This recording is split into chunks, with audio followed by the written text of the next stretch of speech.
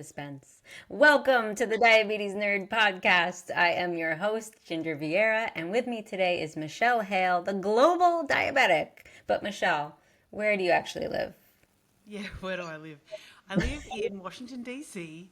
We've been in the States now for 5 years, and before that, we're in Hong Kong, Dubai, Shanghai, Oh, and I'm wow, from you really Melbourne, are a Australia. global. Didn't you live in Florida at one point when I first I met live you? in Florida. So in the last 5 years, we've lived in California, Florida, and now DC. Oh my gosh. Okay, that raises a whole lot of questions about. I'm such a homebody, and I with type 1, I can't imagine not being a homebody. Like, how do Yeah. you even juggle getting your prescriptions when you're bouncing all over the globe all the time? It is a fantastic question. I used to come back to the States or Australia to get supplies when I lived in France or Shanghai. In Dubai, I was lucky to get it locally, and Hong Kong, I could get it locally. It might be an older version of like a Dexcom or something, but I was able to get them. Now, here in America, in the last 5 years, I've had probably four different insurance companies, three different states, and so it has been Oh a my very gosh. interesting time where I have learned how to ask the right questions from an insurance company in order to get the quickest service possible. Like just knowing what I'm covered for, knowing whether to go through a medical distributor or not, or try and go Mm. direct to Tandem or Oh, Dexcom or to whoever to get the supplies. Like the right wow. questions give you a better Okay. chance of getting your supplies. So you've become a pro at navigating the health insurance industry. Yep, that, a lot of tears, a lot Oh, of posting my life on Instagram for therapy, and yeah. Okay. Well, I one topic that I really want to talk to you about because I know you're passionate about it, and also, I mean, if you haven't already seen Michelle on Instagram, everything on your global diabetic channel is just it's real, but it's also so positive and so cozy. I don't know if it's the sound of your voice, but also your smile. I just feel like I'm being taken care of, but it's also, it's never fake. It's just so authentic. And you and I have chatted before about the decision, or maybe, maybe it's not a conscious decision, but hiding your diabetes when you're out and about versus really just, here I am. I have diabetes, and I'm newly single. And so, like when dating, I've had people many times, younger women, ask me, when do you tell a guy that you have diabetes? I'm like, I don't know, with my second sentence. yeah, There's zero effort that goes into hiding my diabetes because if you don't like that about me, goodbye, right? Yeah. yeah. Oh, I love that second sentence for sure, if not the first sentence. Hi, my Like, name is Ginger. I have diabetes. Like it's yeah. I love that. Yeah, and even if I meet new friends, so I've lived in six different countries, it really is one of the first things that I'll talk about because I think when that diabetes part is out in the open, then I'm not having to hide anything from myself or from them. And then it's just easier if I need to inject while I'm having lunch with a new friend. But it wasn't always that way. And so I've had type 1 diabetes for 27 years. Okay. And for the first 16 or 17 years, I didn't talk to anyone really about it and didn't show it. Mhm. I wanted to hide it from everyone. I thought there was something wrong with me, I guess, and would inject insulin in the bathroom if I went to dinner with a group of new friends. And now I'm loud and proud, and Yeah. everybody knows I'm type 1 diabetic. Um, and But so the what do you transition, think? Yeah, before we get to that transition, like, what do you think fed the need to hide your diabetes? Was it culture, family? You just never met anyone else with it? probably because I didn't really know anyone else with it. There was two girls at school. One of them, Claire, we would write diversary letters to each other on our annual diversary. But other than that, there was no discussion about mental health. I mean, I didn't even know what mental health was. I was 14 years old. So it Right, was more like right. live and do your injection and then get on with Yeah. schoolwork. Yeah. On that note, the doctors always said there's three parts to your diabetes, and this is 27 years ago: exercise, diet and insulin. But now, 27 years later, it's mental health is really that big factor. And so Yeah. that transition part from going, I need to hide it, like what fed that? Just being an insecure teenager who didn't want to be different, and I didn't want to show my diabetes gadgets, so I never wore an insulin pump. I just wanted to be a teenager who looked like everyone else. Sure. Yeah. Yeah. But And now, that went on for 16 years, right? Well past teen. yeah. And what fed the change was wanting to become pregnant and planning for pregnancy. So not just becoming pregnant, we were married a year and a half or so, and planning for pregnancy was important because I knew that I have to do something about my diabetes before I get pregnant. And Yeah. my A1C was probably over 7 maybe, and I knew according to Google that it had to be like 6.3. Mhm. So I just started looking at how can I take care of myself because I Did have my hiding your body. diabetes, did hiding your diabetes, do you feel like that kind of sabotaged some of your success in just managing your blood sugar and hitting your Oh, A1C for goal? sure. Oh Yeah. yeah. Yeah. Yeah. Absolutely. I mean, the thing with diabetes is that all the really serious complications are long term. So we're not going to really see the effect of these massive high long blood sugars until we're potentially in our 60s or 80s.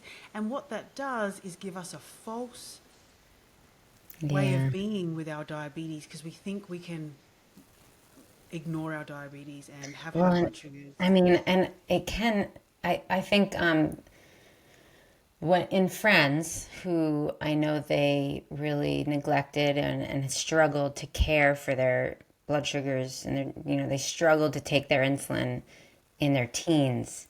By their 30s, they were experiencing retinopathy, Right.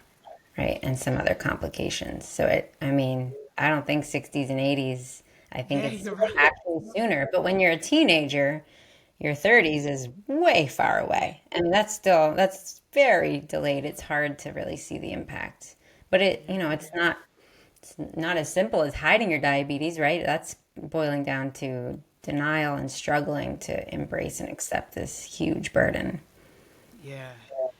So true. And I think that part of denial about your own diabetes, like, can keep us stuck from taking care of ourselves. And so, not only was I then realizing that I was hiding it from other people, I was hiding diabetes from myself. And Mm. when I hid my diabetes from myself, like pretending I don't have it, I'd have 8 to 10 hypos a day. And Oh, this massive roller coaster of blood sugar. Like I'd eat a whole bag of chocolate and just give a massive amount of insulin, and oh, that is not okay.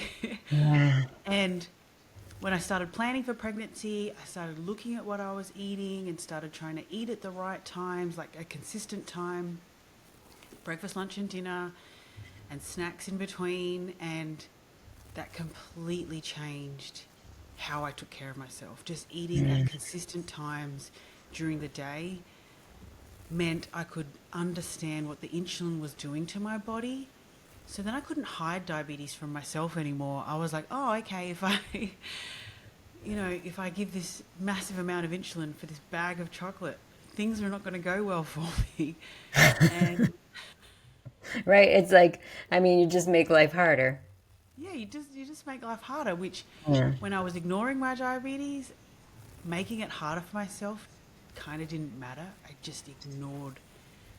I drink juice boxes constantly and eating junk food, eat a whole bag of Doritos. And, that spikes your blood sugar up so much. Now I would just eat a few chips and not the whole bag. Yeah. But I mean, not to, somebody could eat a whole bag of chips, but if you're doing it consciously, right? And you're like, this is my closest guess to how much I ate half a gluten-free pizza yesterday. It was amazing. It was a wood-fired local pizza with cheese and herbs on it and onions, and I dip it in hot sauce, right? And I don't have like an exact dosing strategy for this pizza, but I have a general strategy that I know I need a little bit of this and a little bit of that at this time, and then a little later, 3 hours later, I need a little more, and 3 hours after that, I need a little more, and just trying, right? So I'm not in denial that I just ate half a pizza. Yeah, but that is a strategy, and that's what I Yeah. learned too with fries. That the fries are going to make me a bit higher a few hours later, and so to Hmm. give a little more insulin later is a mind blowing strategy because when I didn't know about that, I'd go high later and then just kind of go on a roller coaster of rage bolusing. Yeah, and you could be mad. I mean, people get mad because they're like, "What the heck? I took my insulin when I ate like they told me to at the hospital, and Yeah. I'm 400 6 hours later." Yeah. So when you did start transitioning to not hiding your diabetes, I'm not sure what's the opposite of not hiding. Showing? When you started showing your Showing. diabetes? Yep. Yeah. What was that Showing. like? Loud and proud. That's when I started Instagram. And so it was 10 years ago. I was planning for pregnancy. We were living in Dubai, had no kids, and it was just, and I was finishing my university degree online. And the transition to being loud and proud started with I'm just going to post about injecting my insulin and I'm going to post about having needles in my handbag. And that's where it Mm, started. And it turned into I'm helping other people with diabetes just by sharing my story. yeah. And there's women, there's a woman in the Philippines who has a baby today because she showed her husband, her then boyfriend, a picture of me with a pregnant belly and my diabetes gadgets and said, look, I can do this too. Oh, wow. And so Yeah. I just realized the power of storytelling. Like your YouTube and your podcast, Ginger, and your books are so incredible for the diabetes community because short of going to your endo once or twice a year, the information that you put out there is like, it is that warm hug. It's that information that someone needs that's sitting at home and feeling lost about exercise or pregnancy. And you're that voice for them that says, oh, yeah, I can do this. Yeah. Yeah. And, so like, it's more than just putting out a video. It's like, I hope that I'm changing people's lives, and I know that Yeah. you are because you've changed my life. Oh, I think that's very sweet. Thank you. Yeah. Yeah. And so, I mean, when we are being very showing our diabetes, right? Like there is, I'm just trying to think of playing devil's advocate. The reason some people might want to keep hiding it, right? Being judged, really stupid comments from a wide variety of people, Yeah. the stigma, just should you be eating that? And oh, she's sick, and I mean, what advice would you give to someone who is nervous about showing their diabetes to their world? It's a great question. I would think starting small and showing it to yourself first is a really good way. So if you can start, like everyone has different goals, but maybe if your goal is to make a better choice, like instead of reaching for tons of bread, if that raises your blood sugar up, and going for a small salad first or going for a vegetable first, that can be a small strategy that at my next meal, I'm going to help myself feel good. And then when you start doing little things for yourself, going to the gym more a little bit, then it's going to make it easier down the track to be loud and proud about your diabetes to other people. Right, But right. showing it fully to ourselves and making little wins every day, choosing a better breakfast or planning your workout or planning to go for a walk with a friend, these little strategies every day will add up to something bigger down the end. So I wouldn't be so focused on the end goal. I would say, what can I do today that's going to give me a small win to help myself feel better and keep that Hmm. momentum going? Yeah, it sounds like you're saying kind of like making decisions that you're proud of, Yeah. right? And it doesn't mean making perfect nutrition decisions all day long. That's terribly boring. Yeah. But making conscious decisions, like there's a difference between eating 3 cookies out of rebellion and denial and saying, I'm going to enjoy 3 cookies. I'm going to count my carbs and dose my insulin and enjoy these cookies. Yeah.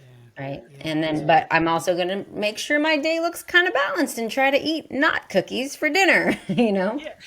Yeah, and that's a fantastic strategy. Like I've started eating ice cream and cookies actually. I quit drinking 10 months ago. And so now I'm like, oh, what else can I eat? And I've gone back to kind of chocolate, but I don't eat the whole bag anymore. I will eat Hmm. smaller amounts. I can still eat a lot of chocolate, but I might eat it over periods of time, like a little bit at 6 p.m., a little bit at 8 p.m., maybe a little bit at 9 Oh, p.m. Just interesting. space it out. Yeah. Yeah. And just being conscious of the decisions you're making.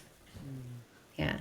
But you're also bringing up something that I've tried to say to kids too of the way you wear your diabetes is how other people see it. So Mm. if I wear my diabetes with shame and guilt and embarrassment, they are going to see someone who is shamed, ashamed, guilty, and feeling embarrassed by their diabetes, right? And they're going to think, oh, that diabetes is embarrassing. If I wear it as like, yeah, this is what I live with, and this is what I have to do every day to keep myself alive, and I do it really well. I'm talking about regardless of the actual numbers. It doesn't matter if I had a day that was not time and range success or a day that was, right? I do it really well because I show up and I keep trying my best, and it's a lot of work, and I'm proud of myself for dealing with that work. My dogs are wrestling next to me on the floor because they're tired of me sitting at my desk. That's all the footsteps you hear. Sorry, I don't edit this and I can't edit out No, canine don't. I like footsteps. unedited. That's why I go live every Monday because Right. I didn't have to edit it. So, Right. Editing's the worst. It's no fun. But yeah, the way you present it, the way you wear it, is how it looks to other people. So in my life, people are impressed that I live with type 1 diabetes because that's how I present it, right? I'm proud of myself for dealing with it every day. yeah, So they see it as like a, whoa, wow, that's cool. Not a like, oh, poor her, yeah, you which is know? so true. And on that note, what I've realized though is that I make it look easy to my Yeah. family. Right. I make it look easy, just that handle it really well, which I Yeah. do for the most part, and that's why I Doesn't can. help that you're gorgeous and have a really deep, comforting voice, but yeah, that's that probably I'm makes it very look lucky. even easier. Yes. Right. And so, but what I've learned then is also to coach myself, where I talk to myself now in a nice way. Mm. And before I reach for another piece of chocolate or a donut, I'll be like, okay, let's pause for a second here. And like, do I want all of this? Or do I even want this? Am I just eating out of boredom or am I eating because I really want it? Is this And actually what I need right now, or do I need a glass of water and to go think about the thing that's stressing me out and or call a friend? Yeah. yeah, yeah, Yeah. exactly. Yeah, I used to totally stress eat in my late teens, early 20s when like I was like kind of approaching adult life, sort of, right? Adult responsibility. And my instinct was to eat food that was off limits as a person with diabetes. And at a certain point, I was very sick of the habit after a couple of years. And I started asking myself, like, has this ever helped you feel better? Yeah. Like, the answer is no. No. No, but what we do is we revert to familiar pain rather Mm, than an unknown way of life that could be better for us. So it's right. so easy to be like, I'm just going to stay in this bubble of discomfort because I know it. Eating Yeah. too much, rage bolusing, sitting in, I can't do this. I've done that for so long. But I hope, and I'm sure that this is part of your ethos with your diabetes, YouTube, and everything, is to help someone change from that mindset. From I can't and I'm alone and I have to do this by myself to there's help out there and me and Ginger are here to help you. And believing that it can be different, Yeah, you know? yeah. Like it's just a habit, whatever it is, it's just a habit. It's not who you are. It's just a little habit you've got. And if you want to break that, it's, I say that also about how we treat low blood sugars because many people have convinced themselves the only way to treat low blood sugars that leave you feeling desperate to eat all the food in the kitchen is to eat all the food in the kitchen. But you actually can intervene. You're still a very clear thinking person. And you can say, I want to eat everything in the kitchen, but I know that's going to ruin the rest of the day. And I'm going to be exhausted and frustrated 2 hours from now when all of that hits my bloodstream. And I'm gonna decide not to do that. And I used to have that habit of binge eating during lows, right? And it's just a habit. And when you say this is just a habit, that means I can create a different habit. I can create it. And that belief, I've realized as I get older, can be changed, and it's so deep, right? Like the belief that I have to eat everything in the kitchen because I did that for so long. But same thing, I've changed the way that I look at a hypo now and will wait. Even if I feel like crap, I can eat or drink 15 grams of glucose or whatever and then wait. And so here's my question to you, because you've written a book on it. How do you stop yourself eating the whole kitchen? If someone right now is eating the whole Yeah. kitchen, how would they? There's a couple strategies that help me initially and help me today if I really am that low. One, I tell myself, you are in charge of how much you eat right now.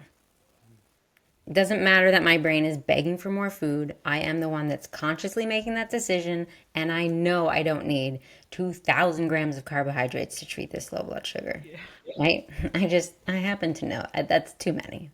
The second thing, though, is I will, depending on, where I am in the situation, I will choose something I've noticed that if I am chewing something, it it helps satiate that feeling my brain wants of chewing, and my jaw muscles, which for some reason I don't notice it till I'm chewing, but like my jaw muscles during a really bad low feel terrible, and chewing helps them feel better. And so it's either carrots or gum, right? That just chewing, and it's a good distraction. Another Ooh, I one love is a this. tall glass of ice cold water. Yeah. So I drink that, and I can't chug anything. So it takes me a little while. So it's obviously giving me time to get my blood sugar up, but it's so I kind of picture that cold water like going over my brain and calming everything down. It's a really good distraction from that My God, terrible. Yeah. It really helps. Yeah. I love that. And then the next one is go lie down somewhere, sit on your hands, listen to a show or some songs. I don't care if it's the middle of the day and you also have children. I have children. I tell them, children, leave me alone. I'm having a really bad low and I need a minute, and just give it a minute. It will calm down, but you have to choose all of this. If you want to choose, like, no, I'm low and I deserve to overeat this during this hypo because that's what I've always done, and type 1 sucks. Okay, keep choosing that. But that means you're also choosing all the miserable stuff that comes with that choice. And I was tired of that. I didn't want to do that anymore. You know what this reminds me of? It's like I got sick of my own inaction, and that's when I changed to not eating the Yeah. whole kitchen. I was like, I'm sick of my own. Like I did this, the rebound high. Like, Right. Yeah. I wanted something different, and you can't get something different if you keep doing the same stuff, yeah, you know? it feels But like like you you should. said, I know, but you said it great. If people are most comfortable in their misery, sort of, right? And it's Yeah, scary to go choose something else. It's just like being in a relationship that's not healthy. But if you've been in it so long, that feels safer than whatever the alternative is that's unknown, right? And then you have to go and like be in that, and that is a scary. whole new universe. Yeah. Yeah. I just wanted to add, I love your comedy. If you haven't seen it on YouTube, I'm going to plug Ginger's comedy right now. She's hilarious, so go and check it out. You can find, I had to make, some people didn't like that I was mixing in some pretty raw dating comedy with diabetes. So I created a whole second YouTube channel for it. It's Ginger Snaps Stand Up. I love it. Ginger snap stand up. I love it. Very tongue in cheek. I'm having a lot of fun with it. I'm using it really to kind of vent some thoughts I've had about the male species for a while, and then just making fun of how men approach dating on dating apps. Yeah. Yeah.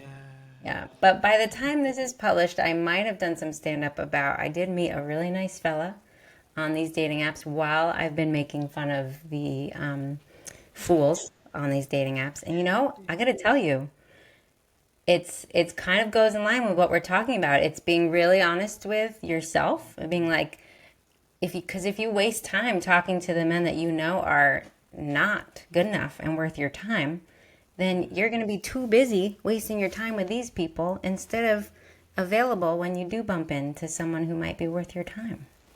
That's it. There you go. Yeah. Dating advice. You didn't think you'd get that on this episode, but you are. Yeah. Bonus. Yeah. It's all positive, right?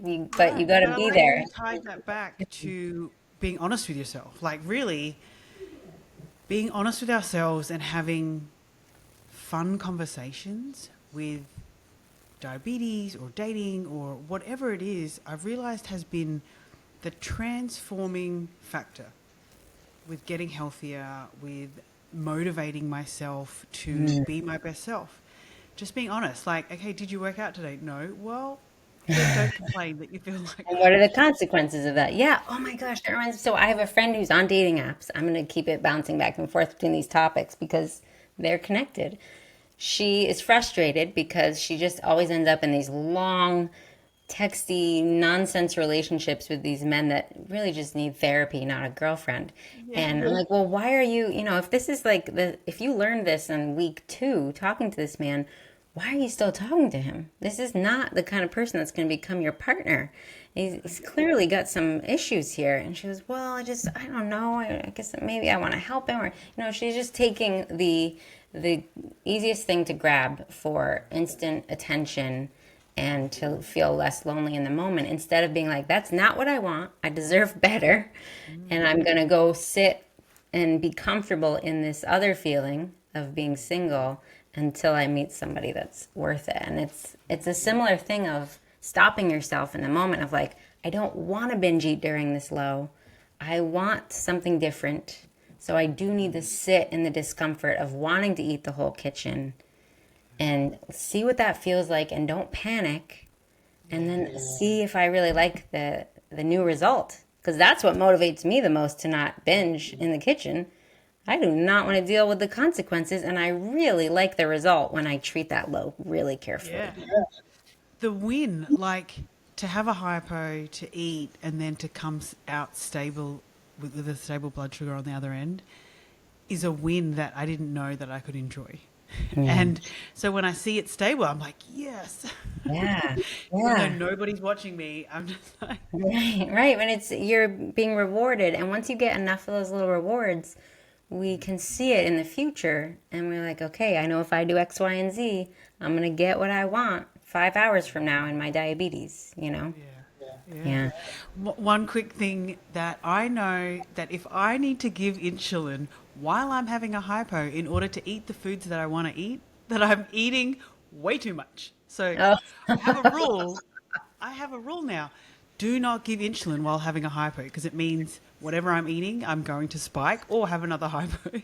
So I have learned, especially if I had a hypo after dinner, to eat half a piece of toast with butter. That's my go-to. You're Just good to. half, not the whole thing. Or cut the crusts off and eat the inside.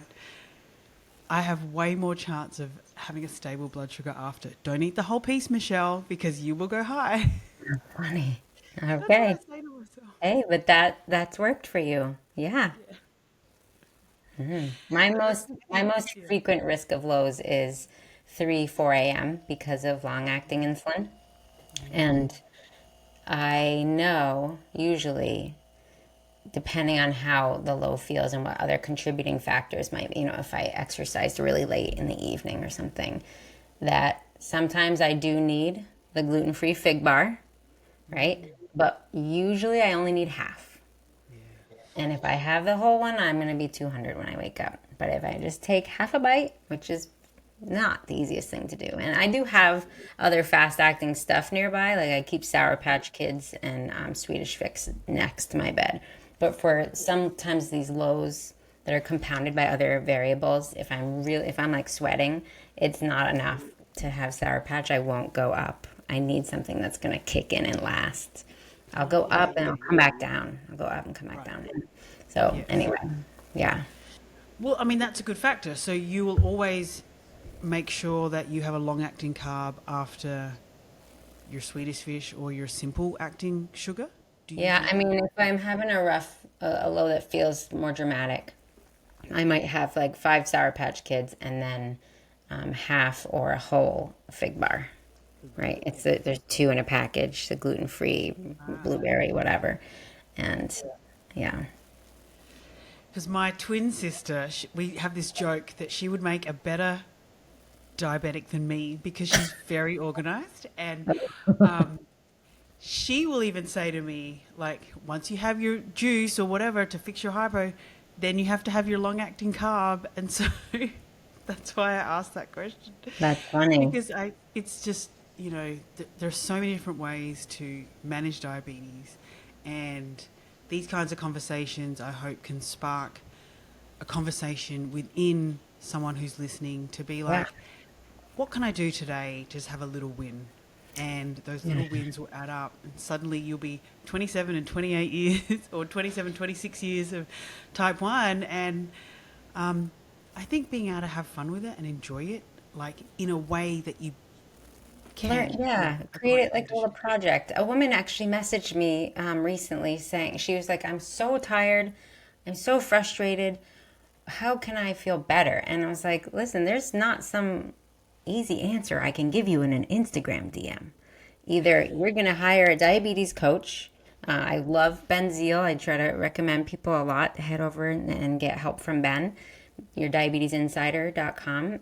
Or if you don't want to spend money on a coach, you need to go dig in and do a whole lot of self study, right? And if you're not willing to do that, then you're going to stay tired. But if you take away this whole, like, I need to learn how to do this perfectly tomorrow, and you approach it like, this is a project, let's see what I can learn this month, right? Or what I can learn today. And that's what you're saying is have fun with it. It's never fun, it's right? But you can approach it with a lighter attitude that actually helps you learn more. Yeah. And down the road, 10 years from now, you'll be like, wow, this is so much easier today for me to thrive than it was 10 years ago. Yeah. God, I love it. It's fantastic advice and advice that I have to remind myself that if I just even took my own advice, my life would have been so much easier years ago. Yeah. Yeah. But I love what you said, and I call it like school of me. Like, no one is going to hand me a textbook and say, this is how your diabetes is going to get better. Just day by day, what can I do? What sports or exercise works best for me? What kind of foods do I enjoy? And keeping a really open attitude. And I think that finding community like yourself or a local diabetes group and speaking to other people about it, whatever you're going through, can really cut down the intensity of what's going on in your brain. My thing is get it out. Tony Robbins says, stay in your head, you're dead. Like it will just compound more. So my quick little tip would be like, get it out, tell someone. Yeah. And whether someone else can fix it or not in a DM, the answer is always going to be keep researching yourself and you'll Yeah. find the answers. Yeah. And maybe it's commenting on, finding like, how do I meet people with diabetes? You can look up Facebook groups or you can look at all the people commenting on your videos, right? And then connect with them. Like there is a huge community out there. Go find some people and you'll bump into like your T1D besties that you Yeah. just feel really comfortable texting on a Tuesday afternoon and being like, oh, this sucks. My blood sugar's 300. I've done everything to get it down and it won't budge. And they'll be like, yeah, that sucks and I love you, Yeah, And that exactly. it helps so much. It just helps. Yeah. Right. Rather than saying that to your partner or someone who doesn't understand diabetes, and they're like trying to fix it for you, and you're like, oh, I didn't want to lecture on like what I should be eating. I just wanted someone to Who say, knows? yeah, that sucks. Yeah. Yeah. Well, Michelle, thank you for your, like I said at the beginning, your real, but it's wrapped up in this positivity that is so comforting. So Oh, thank you. Yeah, thanks for having me. I'm a big fan of yours, and I just love that likewise. we can share stories and experience, and hope someone can have a better day living with type 1 diabetes. Yeah. All right. So if you are not already following Michelle, it's Global Diabetic on Instagram. And I had no idea just how global your life really was, but Yeah. that's pretty awesome. Yeah. Yeah, Yeah. yeah. I've lived in France, yeah, China, Oh my Dubai, Hong Kong, and now the States. oh my gosh. Okay. That's so overwhelming to me. I'm such a homebody. I mean, I do leave the house. I like to go out, but not that far. Yeah, we move all the time, so I've become an expert in moving, Yeah. and I just keep all my supplies in one suitcase and kind of overstock just a little bit so that I can know that I'm okay for the next few months. Wow.